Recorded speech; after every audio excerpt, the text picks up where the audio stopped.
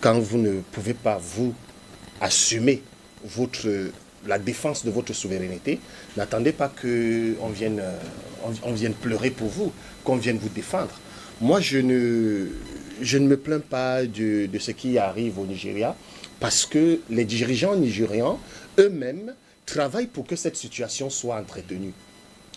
Ils travaillent pour que cette situation soit entretenue, parce que c'est le Nigeria qui est ici, aujourd'hui, en Afrique, et en l'occurrence, en Afrique de l'Ouest, comme le cheval de Troie de ces forces occidentales pour maintenir la division au sein d'un certain nombre de pays africains.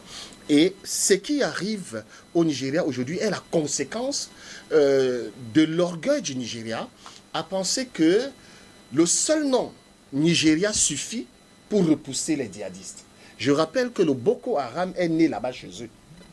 Le Boko Haram est né chez eux et à un certain moment, ils ont voulu nous sous-traiter un Boko Haram camerounais que nous avons réussi rapidement à circonscrire grâce quand même à une politique de l'État du Cameroun qui s'affranchit quand même d'un certain nombre de codes impérialistes. Il faut quand même dire qu'au-delà de tout ce qu'on pourrait reprocher sur le plan interne à l'État du Cameroun, le Cameroun est quand même un pays dont le dirigeant, le chef de l'État, prend quand même sur lui la responsabilité de veiller à ce que, même si nous avons tous les malheurs du monde, que le malheur c'est-à-dire des atrocités des groupes terroristes ne soit pas une constance au Cameroun. Voilà pourquoi à un certain moment, il y a eu une demande express du Cameroun au Nigeria pour que nous puissions poursuivre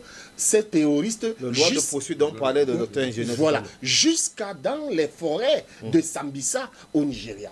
Et donc, moi, je pense que les gens comme les Tilibou devraient se remettre en question. Parce qu'ils ne sont pas là pour travailler pour le peuple nigérian. Et je redis encore une chose. La résolution de ce problème et des attaques djihadistes au Nigeria peut se faire très rapidement. Il suffit d'exclure les États-Unis dans cette affaire.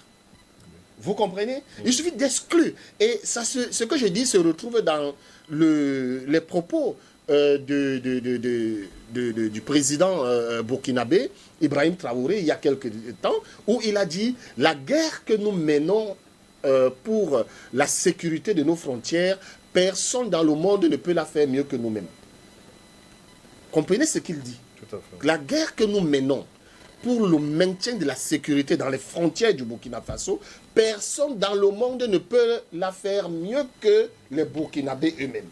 Et il rappelait encore qu'il n'y a pas de troupes russes qui sont déployées sur le terrain puisque les gens à un certain moment ont pensé que la Russie est forcément sur le terrain.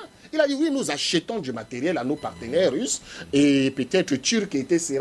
Mais quand nous achetons ce matériel, ils envoient des instructeurs pour nous montrer la manipulation, l'utilisation de ce matériel. Mais sur le plan opérationnel au niveau du terrain, nous agissons nous-mêmes.